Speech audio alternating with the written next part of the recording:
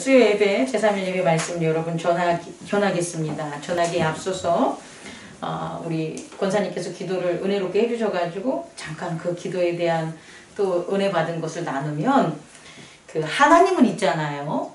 우리가 깨지길 원해. 우리가 조각나길 원해. 우리가 하나님 앞에 작아지기를 원하고 우리가 진짜 엎어지기를 원해 라는 기도를 하잖아요. 그럼 하나님은 뭘 보여주시냐면 깨지거나 엎어지는 걸 보여주지 않아요. 세상은요, 나 깨지고 싶어, 엎어지고 싶어, 그런 마음을 보이면 세상은 정말 깨지고 엎어지고 이런 것들에 대한 걸 보여줘요. 그런 것들이 나와요. 그런데 하나님의 나라는 있잖아요. 우리가 깨지거나 엎어지거나 그리고 그런 것들, 자기를 갖다 성찰하는 것들을 보여주고 약하고 미약하고 연약한 것들을 하나님께 이렇게 강구함을 있잖아요. 하나님이 보여주시는 말씀과 그의 나라는 온전하고 완전한 걸 보여줘요. 여러분, 이거를 잊으면 안 돼요. 유대인들이 400년 동안 가나안에서 종로로 타면서 모세의 영도 아래 그들이 하나님을 찾아갔을 때 그들이 돌이켜보면 그들에게는 아무것도 없는 거잖아요. 그들은 종의 모습밖에 없잖아요. 근데 하나님이 보여주신 것은 종의 모습을 보여주지 않고 하나님이 선택하고 세워놓고 준비한 약속의 땅에서 영화롭게 있는 그들의 모습이라는 거예요. 역으로 말이에요. 우리가 높고 내가 얻고 내가 다 가진 완전한 유리창 같은 나를 갖다가 드러내잖아요. 그러면 하나님이 뭘 보여주겠습니까? 반대로 깨지고 연약하고 엎어지는 모습을 보여줘요. 그래서 오늘 신명기 16장을 보면요, 이것은 이스라엘인들이 이미 약속의 땅으로 갔을 때예요. 그럼 그 약속의 땅으로 갔을 때 하나님께서는 뭘 보여주시라는 거예요? 기도를 하면 그들이 종의 삶으로 살았던 그 애굽에 있었을 때 그들의 모습을 보여주는 거예요. 그리고 만약에 너희가 이 말씀을 지키지 않으면 또 어떻게 된다? 그렇게 된다는 거예요. 세상과 하나님 나라에 이렇게 보여지는 방법의 차이는 바로 여기에 있다는 거예요. 우리가 약하고 연약된 모습을 보면 볼수록, 하나님 앞에 고백하면 고백할수록 하나님은 온전하고 완전하고 능력 있는 우리의 모습을 보여준다는 거예요. 그런데 우리가 능력이 있고 온전하고 거룩하고 완전하다고 우리가 하나님 앞에 나아가고 그렇게 소망하면 오히려 하나님께서는 우리를 저 죄인된 모습으로 강팍해지고 낮아지고 피폐한 것들을 보여준다는 거예요. 결국 그렇게 된다는 거예요, 여러분. 이걸 깨닫는 저와 여러분 되기를 원합니다. 오늘 신명기 16장은요, 6월절과 77절과 초막절이라는 소제목이 있지만 6월절과 77절과 초막절을 그러면 공통된 특징이 뭐냐? 공통된 주제가 뭐냐고 저한테 물어본다면 저는 이렇게 대답하겠어요. 하나님의 뜻. 하나님의 뜻이 어떻게 나타나냐면 말로 너 이거 해, 너 이렇게 하면 안 돼, 이렇게 해서 하나님의 뜻이 나타나는 게 아니라 하나님은 이스라엘인들을 이렇게 지각의 세계에서 직접적으로 이끄는 모습에서 하나님의 뜻이 나타난다는 거예요. 하나님이 유대인에게 어떤 뜻을 보였어요? 6월절을 통해서 하나님의 뜻이 나타났고, 또 77절을 통해서 하나님의 뜻이 나타나고, 또 초막절을 통해서 하나님의 뜻이 나타난다는 거예요. 그럼 여러분, 하나님의 뜻은 뭡니까? 우리가 이 하나님의 뜻을 알아야 6월절과 77절과 초막절에서 왜 이렇게 이끌어 가셨는지를 우리 깨달을 수 있을 거 아니에요. 그죠? 하나님의 뜻은 태초부터 영원까지 변하지 않습니다. 동일한 뜻을 가지고 있습니다. 그럼 하나님의 뜻, 그의 의지는 어떤 거냐 살펴보면 데살로니가전서 5장 16절에서 18절, 우리가 모두 잘 알고 있는 성경 말씀입니다. 항상 기뻐하라, 쉬지 말고 기도하라, 범사에 감사하라. 이것이 그리스도 예수 안에서 너희를 향하신 하나님의 뜻이니라, 이렇게 나와 있는 거예요. 다시 말해 하나님의 뜻을 우리는 세 가지로 다 알고 있다는 거예요. 첫째는 하나님의 뜻은 우리가 항상 기뻐하기를 원해요. 그리고 쉬지 말고 기도하기를 원하고 범사에 감사하기를 원하는 게 하나님의 뜻이라는 거예요. 그럼 이 하나님의 뜻이 구약에 어떻게 나타나고 신약에 어떻게 나타났는지를 오늘 예배를 통해서 여러분과 함께 깨닫는 시간 갖기를 원합니다. 구약에 있어서의 이 하나님의 뜻은요, 오늘 제가 말씀드린 것처럼 6월절과 77절과 초막절을 통해서 나타나는데요. 우리가 먼저 어구상 항상 기뻐하는 것이 먼저 나왔는데요. 이 어구상 16장의 신명기를 보면 항상 기뻐함이 먼저가 아니라 쉬지 말고 기도함이 먼저 나왔어요. 6월절의 모습을 보면 애굽에 종살이 하던 너희를 여호와께서 밤에 애굽에서 인도해 내셨다는 거예요. 그 인도해 냈다는 것은 종의 신분에서 종으로부터 죄악으로부터 떠나게 인도했다는 거죠. 그럼 그 떠남에 있어서는 반드시 우리가 뭐를 해야 되냐면 쉬지 말고 기도를 해야 된다는 거예요. 죄악된 세상에서 떠나려면 뭐 해야 된다고요? 쉬지 말고 기도를 해야 되는데 그게 죄악된 세상에서 떠나는 현재적인 시점에서도 쉬지 말고 기도하는 거라는 거예요. 모세가 400년 전 모세가요 400년 종살이 했던 그 이스라엘인들을 갖다 애굽에서 이끌 때 그 이스라엘 백성에게 뭘 강조했겠어요? 너네 그냥 잠잠하게 네 하던 일 해. 밭에 가서 일하고 먹을 거 먹고 그리고 내가 땅하고 떠나자고 하면 떠내 이렇게 얘기했을까요? 전 그렇게 생각하지 않아요. 모세가 이스라엘 백성을 인도해 줄 때 모세나 그의 백성들에게 모세는 뭘? 기도하자. 하나님께 예배 드리자. 기도하자라고 그동안 서 있지 않았던 그들을 이렇게 세우지 않았겠습니까? 그죠? 여러분 제가 어떤 말씀을 전하는지 알겠죠? 하나님의 세 가지 뜻이 변하지 않는 뜻이 있는데 그 변하지 않는 뜻에 있어서 오늘 신명기 16장에 적용을 하자면 첫 번째는 뭐다? 항상 쉬지 말고 기도하자라는 거예요. 그 쉬지 말고 기도하는 게 어둠과 제약된 세상에서 떠나는 그 과정에서 분명히 있었을 것이고 또 하나는요. 이건 과거적 시점에서 일어난 일들이잖아요. 그래서 떠났어. 그래서 떠나서 어둠에서 떠나고 애굽에서 떠나서 가나안으로 왔고 또 평안을 찾았다 할지라도 그것을 잊으면 된다 안 된다? 안 된다는. 그러면 저를 잘 살펴보세요. 우리가 어떤 고난이 있었어. 자녀에 있었던 고난이든 사업에 있어서 고난이든 혹은 나의 믿음에 있어서 고난이 있었어. 근데 그게 해결됐어. 그럼 해결된 현재적 시점에서는 기도가 멈추면 된다 안 된다? 안 된다는 거예요. 해결이 됐어도 그것을 기억하라는 거예요. 그 고난으로부터 나를 이끌어서 평화와 승리로 이끌어준 그 하나님을 기억하는 기도를 하라는 거예요. 그래서 기도는 어떻게 되냐면 쉬지 말고 기도할 수 있는 거예요. 어떤 사건들이 구하고 찾는 것들이 이루어지고 끝남으로 기도가 하는 게 아니라 기도는 그것들에 대해서 하나님의 뜻을 나타내는 그런 세계를 발견해야 되기 때문에 계속 쉬지 않고 해야 되는 것을 여러분 깨닫기 바랍니다. 그렇다면요. 저 녀석들이 진짜 그 기도가요. 뭐를 해야 되냐 보십시오. 하나님의 뜻이 세 가지라고 했잖아요. 그 중에서 두 번째부터 먼저 하면 쉬지 말고 기도하라 그러는데 기도할 때는 분명한 조건이 있어야 돼요, 여러분.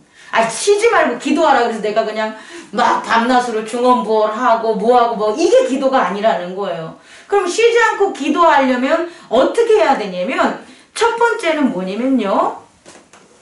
6월절 그 모습을 봤을 때 유교병이 아니라 무교병을 먹으라는 거예요. 다시 말해 누룩이 들어가지 않는 맛있고 아주 막 이렇게 맛있고밖에 안 되는구나. 맛있고 막 좋은 음식을 먹으라는 게 아니라 정말 악이 막 나를 갖다 잡아먹으려고 손을 뻘치고 있는 그때 그 심판할 때 다급하게 정말 먹고 살 만큼 이거 아주 최소한의 급하게 그곳에서 떠나면서 먹는 음식 그거를 먹으라는 거예요. 이게 하나님과 우리 인간의 그 차이예요. 뭐냐면 인간들의 제사를 보면 어떻게 지냅니까? 제사 음식이 화려하죠. 좋은 것들 지내죠. 하나님은 아니라는 거예요. 하나님은 죄에서 떠났을 때는 어떤 음식을 먹으라는 거예요? 아주 간단하고 다급하고 그럼에도 불구하고 하나님이 우리를 생명의 길로 했었던 그 무교병을 갖다가 먹음으로 잊지 말라는 거예요. 그걸 먹음으로 그때의 긴박하고 하나님의 크신 능력을 뭐하라는 거예요? 우리는 기억하라는 거예요. 그래서 예전에 우리의 믿음의 선조들 같은 경우에 기도를 할 때 금식 기도를 한 거예요. 유대인들에게도 있어서 마찬가지.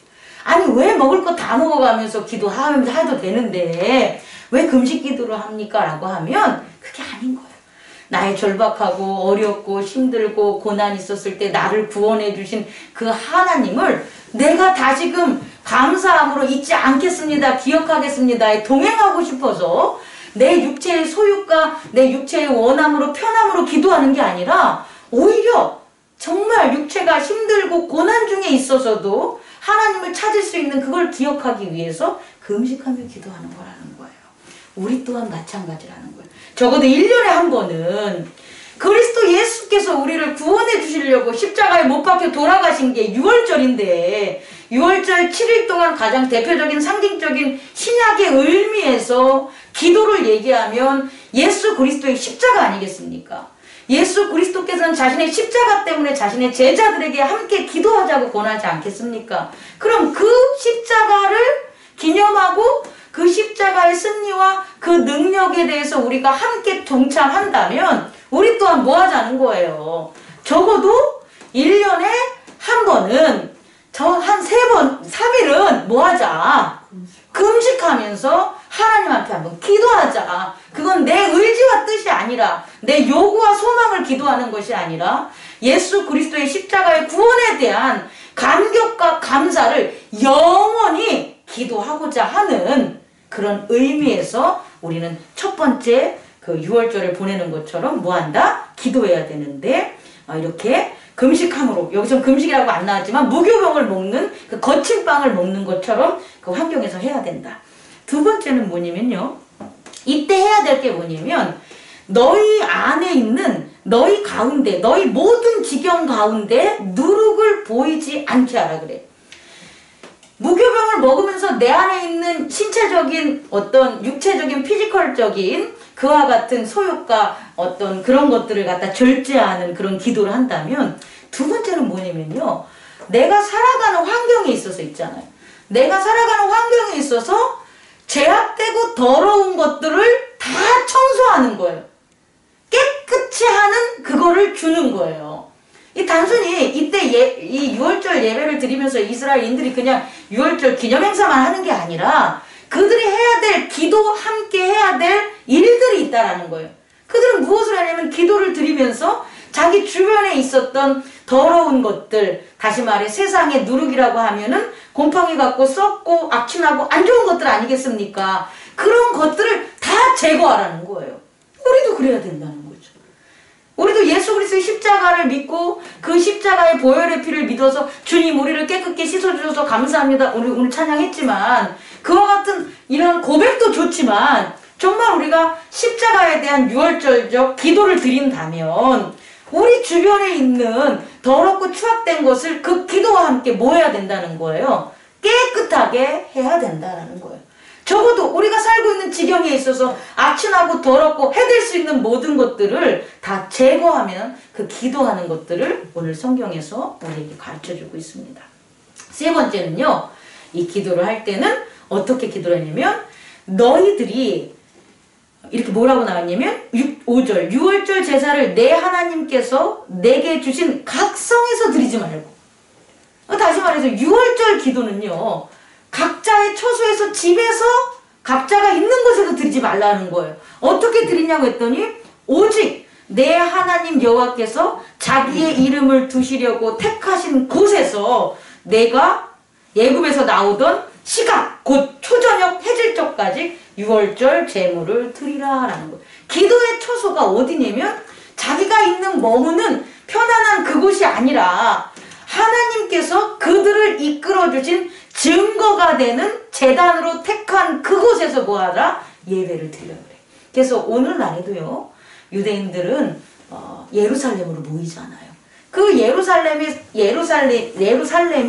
뜻하는 게 뭐냐면 하나님께서 주신 성전인 거예요. 그들에게 있어서는 성이 아니라. 그들이 애국으로부터 떠나서 하나님이 그의 백성으로 삼으셨어 라는 정해진 곳에 성소가 어디 있냐 봤더니 예루살렘에 있기 때문에 지금도 유대인들은 거기 가서 예배를 드린다는 거예요. 그러면 우리는 있잖아요. 우리는 어디서 예배를 드려야 되냐는 거예요. 우리를 제약된 곳에서, 사단의 종로로 태던 곳에서 우리를 일으켜 세워서 우리를 어디로 보내셨냐는 거예요. 지금 우리들 안에서는 교회로 보냈죠.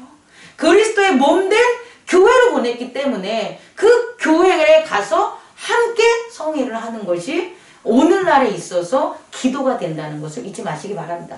제가 말하는 기도는요, 6월절에 대한 그 기억하라는 하나님의 뜻에 합당한 그때의 기도지, 일상적으로 있었을 때 집에서 기도해도 된다는 거예요. 일상적으로 있을 때 어디 가도 돼요. 하지만 1년에 한 번은 어떻게 해야 된다, 우리가.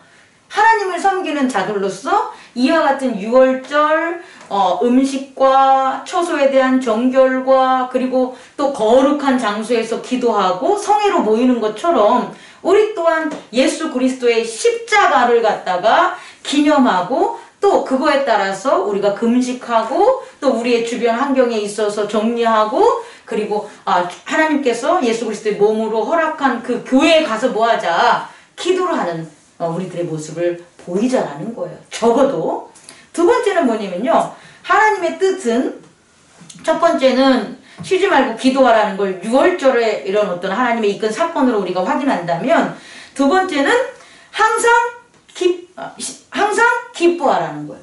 이 항상 기뻐하라는 하나님의 뜻이 어디 나오냐면 77절에서 찾을 수가 있어요. 77절은 뭐냐면요, 7주를 셀지니 곡식의 낫을 대는 첫날부터 7주를 세워. 그러니까 뭐냐면요, 곡식의 낫을 대는 거니까 곡식을 뭐 하는 거예요? 수확하는 거예요. 곡식을 수확하는 그 날로부터 7주를 셀지니까 77에 49 해가지고 49일 동안 뭐 하는 거예요, 지금? 추수하는 거예요, 여러분. 이 추수하는데요. 아니, 저 목사님, 추수하는 게 이게 기쁘죠, 당연히. 안 기쁩니까? 여러분, 항상 기뻐하면, 항상 뭐 하면? 항상 추수하면 얼마나 기쁘겠어요. 오늘도 어떤 10만원, 내일도 10만원, 모레도 어떤 10만원, 49일 동안 계속해서 100만원씩 들어온다면 얼마나 기쁘겠어요, 여러분. 돈을 줘도 이렇게 기쁜데 삶에 있어서 수확을 하는 거예요. 정말 놀라운 건 뭔지 압니까? 하나님 나라는 우리 보고 농사 짓지 말래요. 여러분, 이거 깨닫기 바랍니다.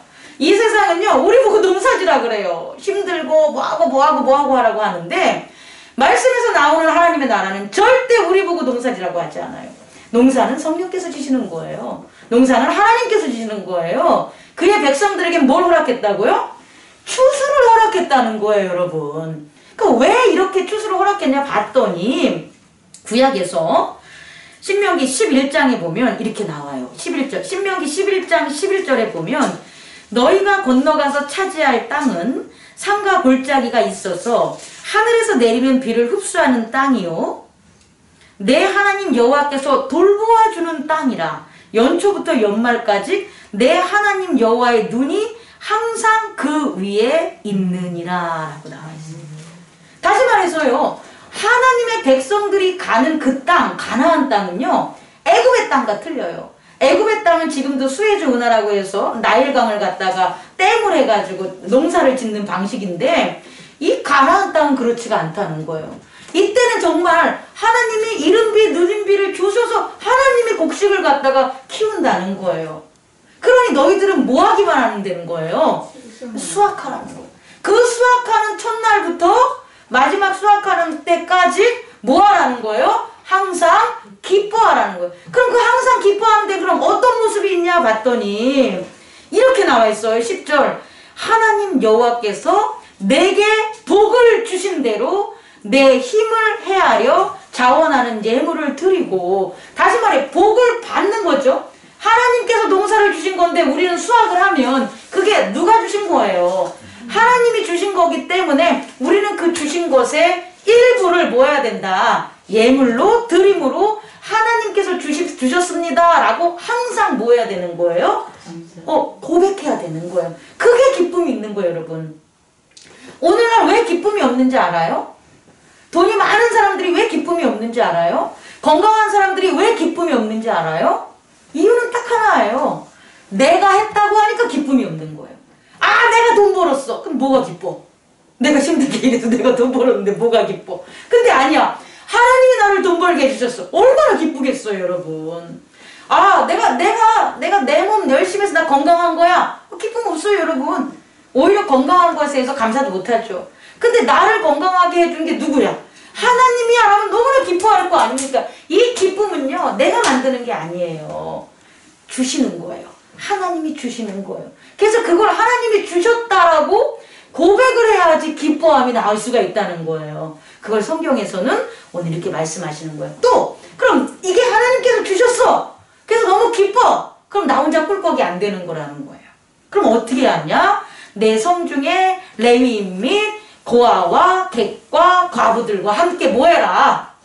나누어라. 같이 먹어라. 그러면서 여기서 계속 반복되는 게 뭐냐면 즐거워할지니다 라고 나오는 거예요. 이게 항상 기뻐하는 겁니다, 여러분. 항상 기뻐하는 것은요, 내가 항상 기뻐하고 싶어서 기뻐할 수가 없어요. 그럼 어떻게 해야 됩니까? 하나님이 주신 것을 수확함으로 하나님이 주셨다함을 하늘의 재단을 쌓고 이 땅의 이웃들과 나눴을 때 기쁨이 뭐하지 않는다? 끊이지 않는다는 거예요.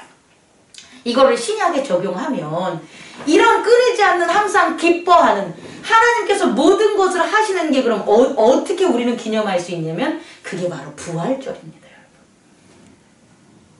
여러분. 부활절. 부활절은 뭐냐면요, 부활을 했기 때문에, 예수 그리스도가 부활을 했기 때문에 그가 이제부터 우리의 모든 것들을 이끌어 간다는 거예요.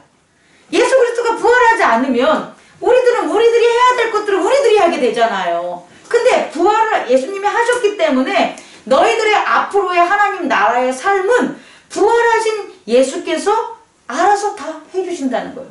마치 이스라엘인들에게 그들의 농작물을 하늘의 비를 내려서 그들이 수확하는 것처럼.